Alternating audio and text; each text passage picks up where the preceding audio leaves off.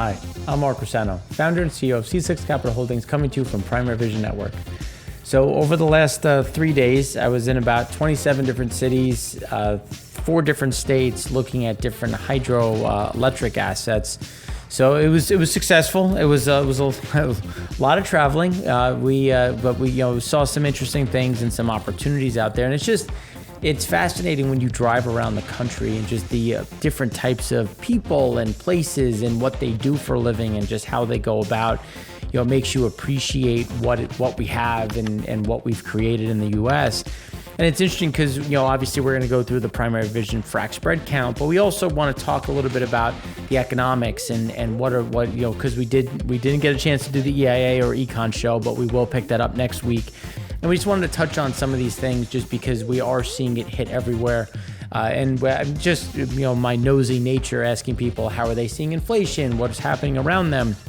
And it's interesting to see how it's hitting people differently and what they're seeing in these different areas. So with that being said, we're going to jump right into the Primary Vision Frac Spread Count, and we went up by 11. So we went from 279 to 290.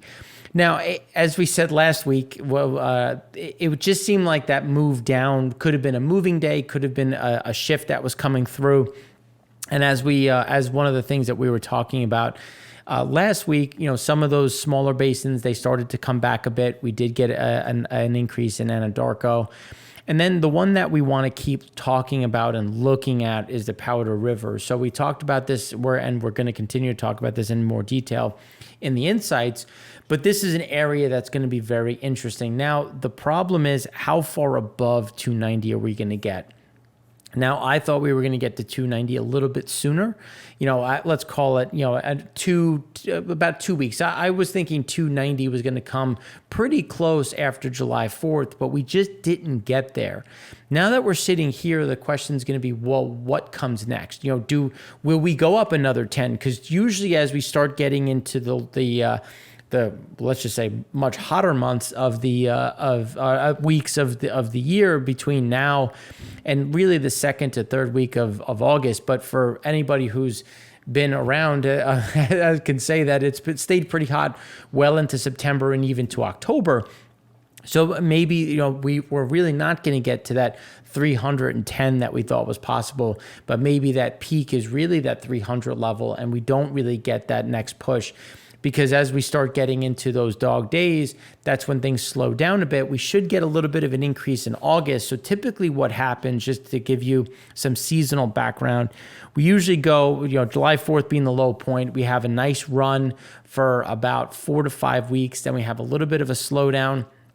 That as kids, people go for the last vacation, then kids come back to school, things are moving around. Then we have that slowdown continues, kind of holds flat until about, let's call it Labor Day weekend. And then from Labor Day, the week after Labor Day weekend through that till, let's call it the end of October, you have that last nice push.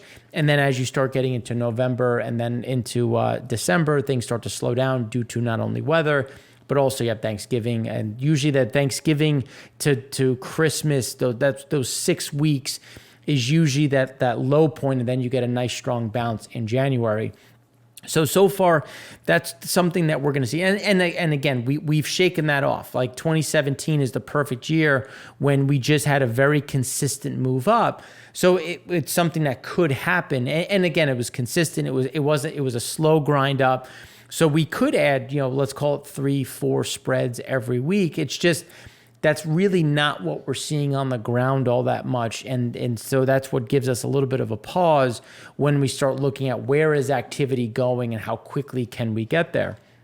And then when we look at rigs continue to have a slow grind up. Oil took a pause. The driver was gas. And when you look, there was one horizontal, one vertical. So it wasn't much up or down. But again, things continue to move in a steady fashion. And we do continue to think that gas is going, and I should say natural gas is going to continue to be a big driver, especially because we have a heat wave in the U.S.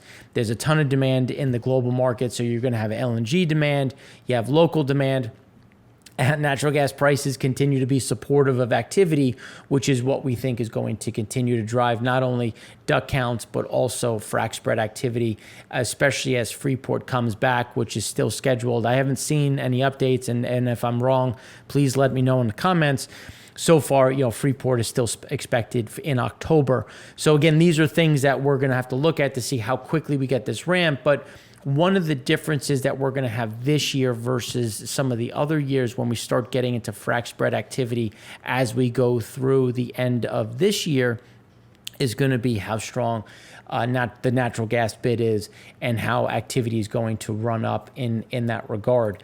So then when we start turning to some of the big bills that we've been talking about, is we had another one in Singapore. So when we look at total weekly stockpiles, you see it went from 43.6 to 44, but the light distillate is the biggest driver. So light distillate, we're now at an all-time record.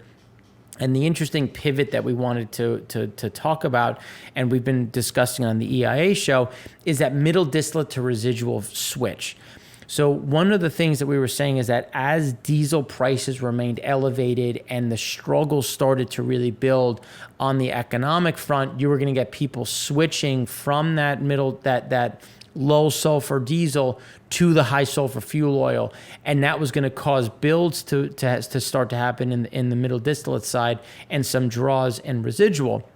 And as we were saying, we don't expect this big flip, but you're going to start to see that. And because middle distillate is still at such a low level, we don't think that's going to change the economics, in the near term. But this is we're starting to see that pivot, and it's just helping to highlight the problems and the struggle that some of the emerging markets are seeing. Now, on the European front, you can see there was another build in gasoline. That's continuing to be the case. They're continuing to see those increases. The U.S. had a big build as well. And for those that watched the EIA show, obviously not this week, but last week, this is what we said was going to happen. We were very clear in terms of where we saw gasoline going, where we see some of these movements. And in the U.S., something similar. We expected to see a big spike in gasoline, but then it was going to slow. Like we don't think you get this huge shift up. It's just we're going to have these counter seasonal builds, and that's going to make when you look at the numbers in general, that the comps get easier, because typically from this point forward, you typically have normally big draws, but we also have to average it out because we're going to have these builds. But again, we did get a big one. We don't think that size continues. And then diesel, again, that even though there's builds, or I should say distillate, we're not getting, again, the rate of change is the problem. Now, on the European front, something similar. You're getting a lot of gasoline, but gas oil continues to just continue to have these small draws, small builds. So they're not making any headway ahead of winter, and that's going to be, I think, a bigger concern, especially as natural gas volumes, availability starts to weigh on what that activity looks like. And then when you start looking at economic activity, we officially have our first negative number from the U.S. Services PMI, which is bringing the composite PMI. Now, for those that have been following us, our view was that July was really going to be, June into July was going to be where the recession really started to set in. And again, depending on the data sets, when you look at it, the leading indicators were always showing it was there, but now we have a current right now indicator that is showing us the present is now negative. So when you look at U.S. Services PMI, the expectation was for 52.7, came in at 47. And remember, anything below 50 is contraction. So this is showing us that on the service sector, we are now in contraction. And now manufacturing, still fairly stable, was expected at 52, came in at 52.3. But because of the way the U.S. economy is shifted, where we're more weighted towards services, so even though manufacturing was still in expansion, because services is such a big piece of that, the composite came in at 47.5. So that's, again, showing that we're in that contractionary component. So then when you start looking at the housing market index, all the data continues to weaken.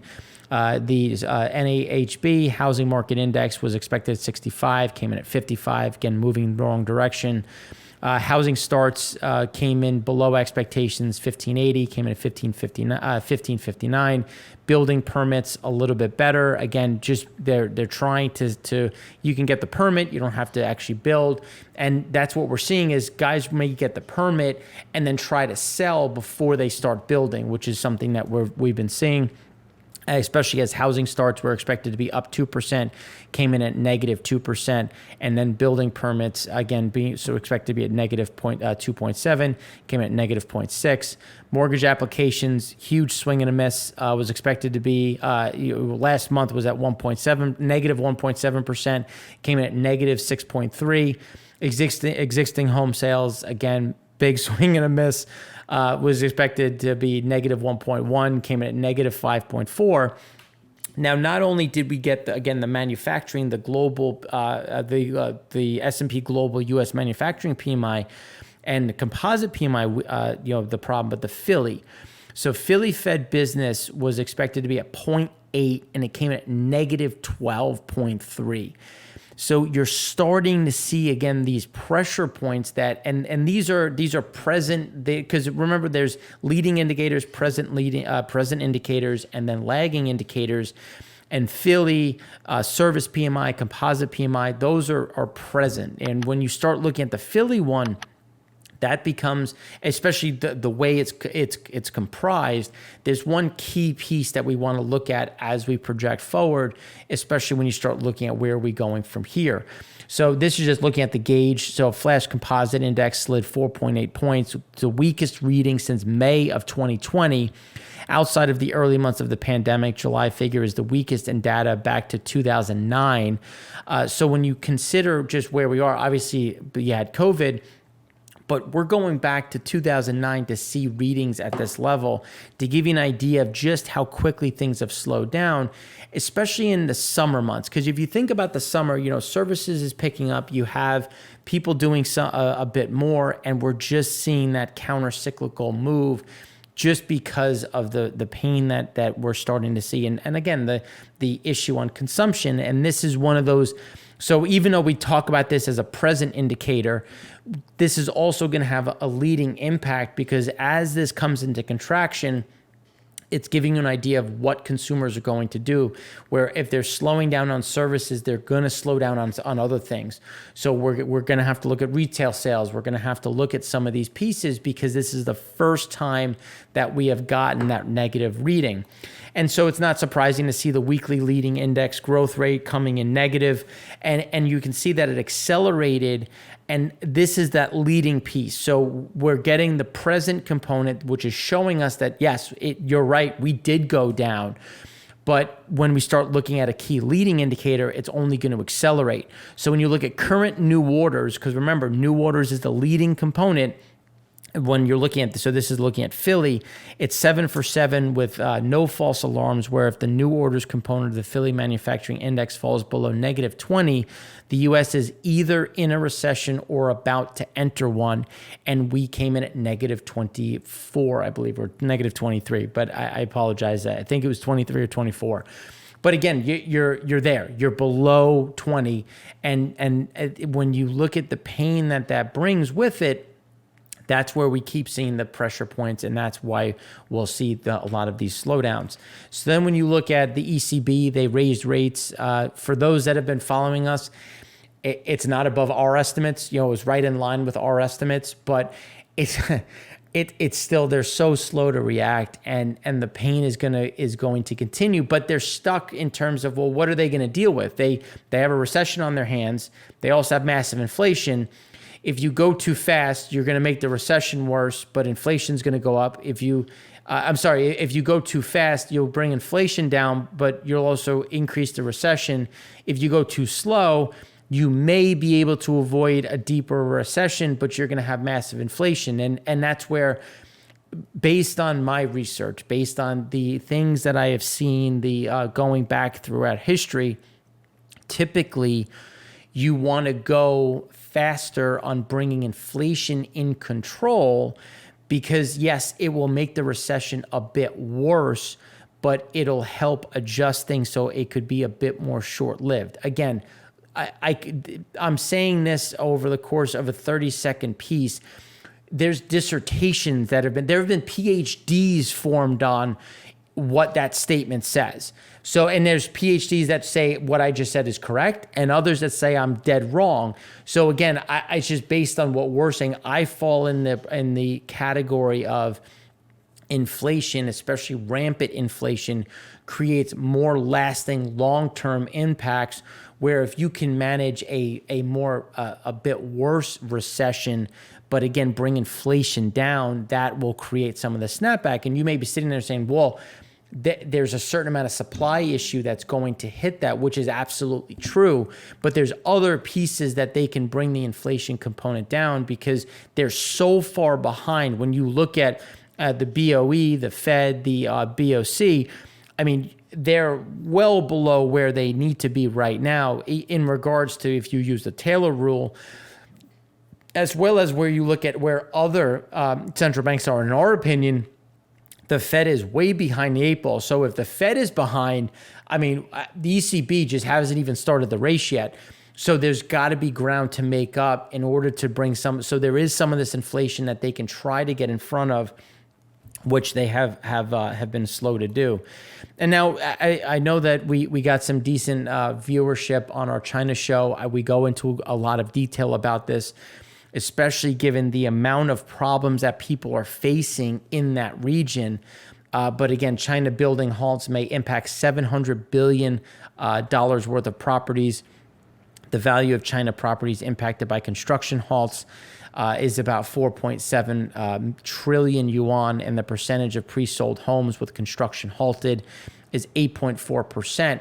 And as somebody corrected on the show, is that halted in Chinese, the way it was translated, they actually mean abandoned.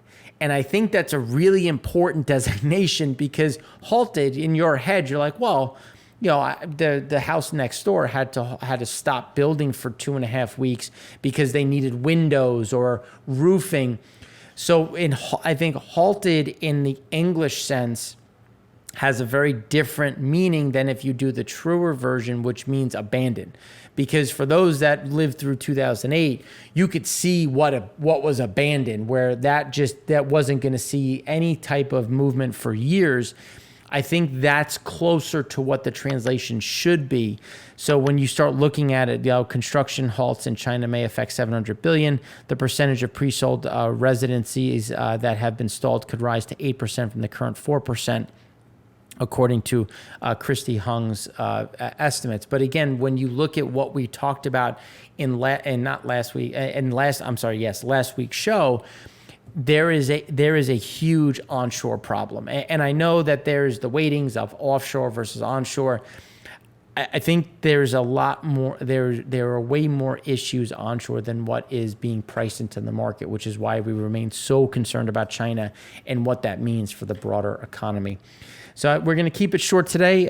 Hopefully everyone has a great weekend. I know it's going to be hot, so hopefully you have a pool or a beach or lake to get to try to stay cool.